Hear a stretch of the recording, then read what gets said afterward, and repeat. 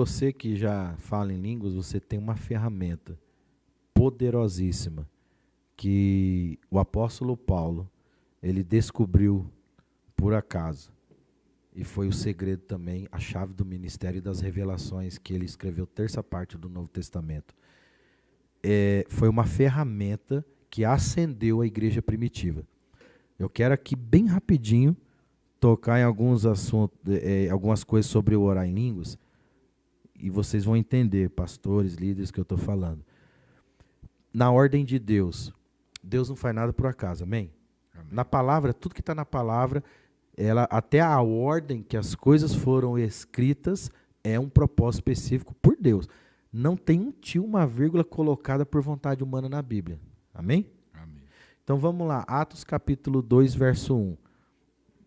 O que acontece ali? O que Jesus falou? Vai para Jerusalém, fique em Jerusalém. Vocês não vão para canto nenhum. Deu algumas instruções, mas ele falou, fique em Jerusalém. Até que do alto vocês vão ser revestidos de poder para ser minhas testemunhas. Até aquele momento ninguém tinha falado em línguas, mas eles tinham recebido o Espírito Santo. Em João capítulo 20, Jesus aparece na casa e fala, recebei o Espírito Santo. E a Bíblia fala, soprou sobre eles. Sim? João capítulo 20, está lá. Quando Jesus apareceu preso na casa, ele soprou o Espírito Santo. Eles receberam o Espírito Santo. Não quer dizer, pastor Arce, que quem não fala em língua não tem o Espírito Santo. Espera aí, nós não estamos falando isso. Quem nasceu de novo tem o Espírito Santo. Agora eu quero falar uma coisa para vocês. Esse copo tem água? Claro que ele tem. Ele está cheio de água? Só pela metade. Não está cheio de água. Ter água não é a mesma coisa que estar cheio de água. Ter água não é a mesma coisa que estar derramando água. Vamos supor que essa água é o Espírito Santo, esse copo é o meu espírito. Quando eu nasço de novo, eu tenho o Espírito Santo. Só que eu posso ter um transbordar do Espírito Santo, não apenas no meu espírito, a tal ponto que toque a minha mente, a minha alma, e eu sinto no meu corpo, no físico, a unção tangível. Entendeu? Então, por isso nós falamos do mergulho, do imergir no Espírito, do batismo. Foi isso que Jesus falou. Vocês têm o Espírito Santo. Só que vocês não têm suficiente, o Espírito Santo não tem o suficiente em vocês e de vocês para vocês ser testemunha. Vocês nasceram de novo. Mas ele precisa mergulhar vocês. Fiquem em Jerusalém. Até que do alto vocês vão ser vestidos de poder. Eles vão para Jerusalém, fica lá, no cenáculo, 120. E uma coisa muito clara, não era só os 11 apóstolos. Eram 120 discípulos que não é citado.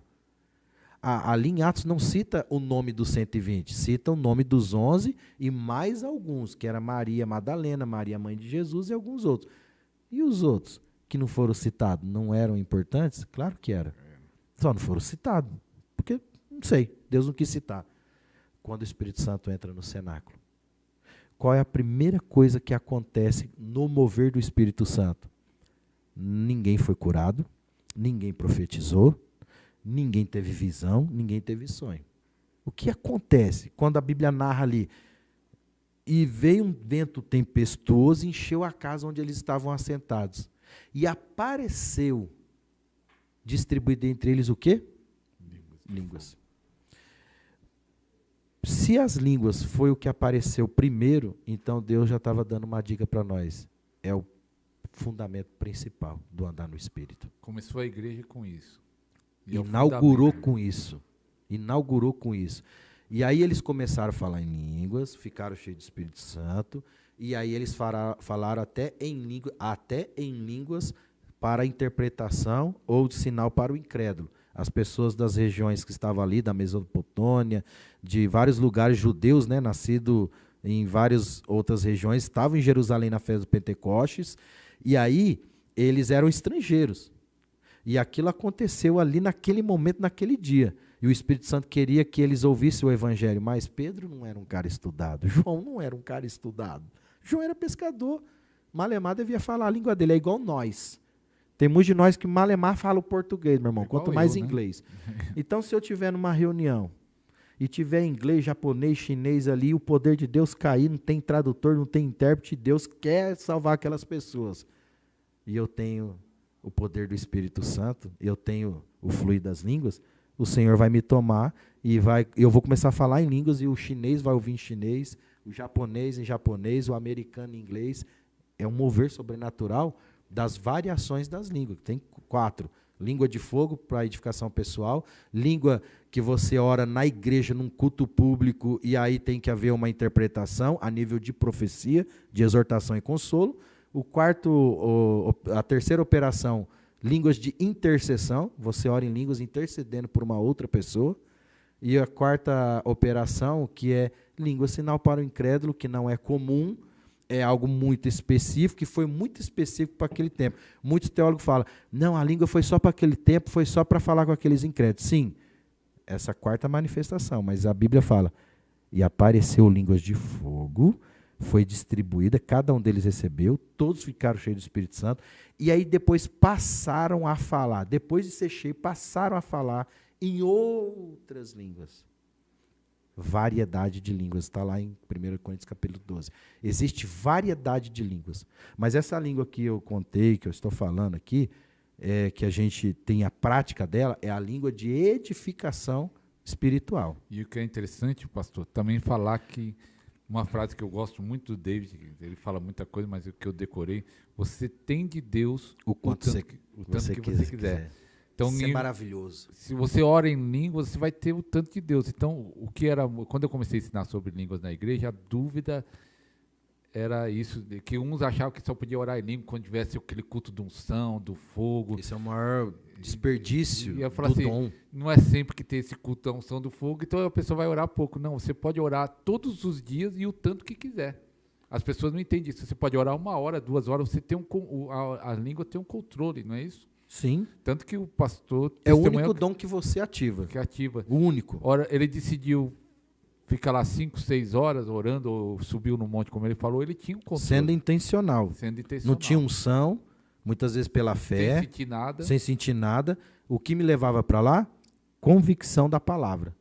Convicção. Se a palavra fala que aquele que fala em língua edifica a si mesmo, então quando vinha a dúvida eu tinha convicção com a palavra. Quando você vai nas igrejas...